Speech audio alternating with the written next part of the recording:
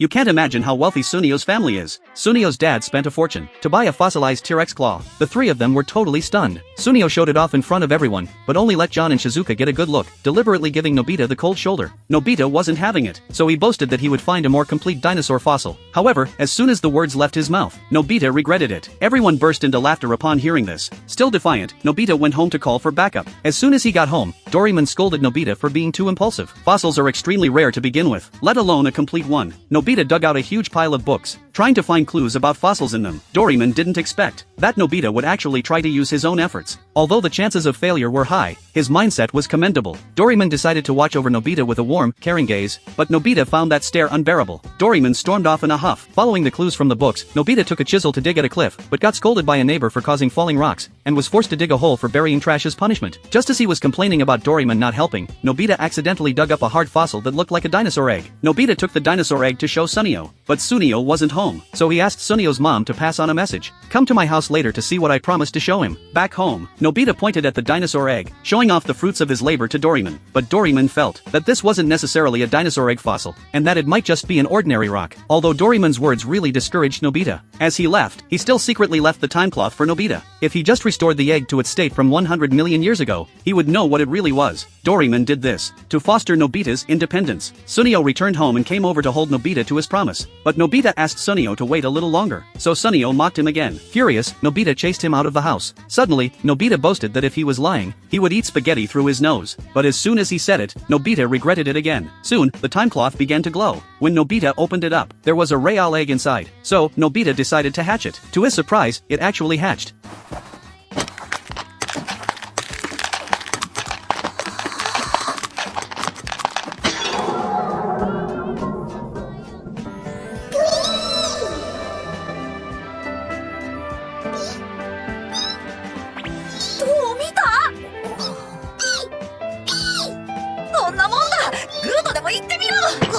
That's when Doraemon suddenly realized it was a Futabosaurus. Nobita named the little dinosaur Paisuk. He wanted to show it off immediately, but to make it bigger and more impressive, he decided to raise it secretly at home. Nobita offered some earthworms to Paisuk, but Paisuk turned his head away. Coincidentally, the family was having sashimi that day, so he gave some of the sashimi to Paisuk, and this time, Paisuk didn't refuse. Nobita was overjoyed to see this. The next day was extremely hot, so Nobita prepared to take Paisuk out to the yard to play. For this, Nobita specially dug out the inflatable pool from his childhood. Unexpectedly, his mom showed up right then, so Nobita hurriedly lay down in the pool to hide Paisuk. Mom asked Nobita why so much chicken and fish had gone missing from the fridge. Nobita swore he didn't do it. Seeing the determined look in Nobita's eyes, Mom decided to believe him for the time being. But Nobita knew he couldn't keep this a secret for much longer. As Paisuk grew larger and larger, the closet could no longer contain him, so Nobita had to move him to the park's lake under the cover of night. On the very night Nobita planned to show off his discovery to his friends, he fell ill due to a rainstorm and couldn't leave the house. Yet, Paisuk risked being discovered to come to the window and check on the sick Nobita. Nobita hurriedly reassured Paisuk that he was fine, and asked Doraemon to take him back.